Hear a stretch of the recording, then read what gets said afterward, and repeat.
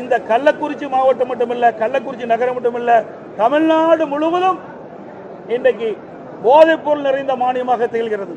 கள்ளச்சாராயம் ஆறெடுத்து ஆறு போல் ஓடிக்கொண்டிருக்கின்றது. ஏழை எளிய மக்கள் கள்ளச்சாராயத்தை குடித்து விலை மதிக்க முடியாத உயிரை இன்றைக்கு துறக்க வேண்டிய அவலங்களை இந்த ஆட்சியிலே பார்க்கப்படுகிறது.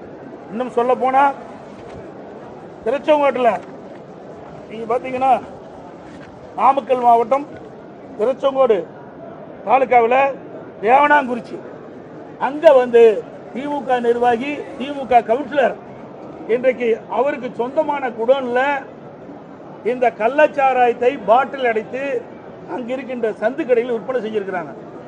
இதை உடனே அரசுடைய கவனத்திற்கு கொண்டு சென்றோம்.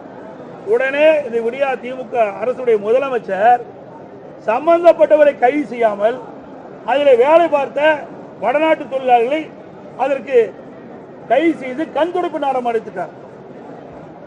இதுக்கு பின்புலம் திமுக கட்சி சேர்ந்த நிர்வாகிகள் தான் பின்புலமாக செயல்பட்டுக் கொண்டிருக்கின்றார்கள்.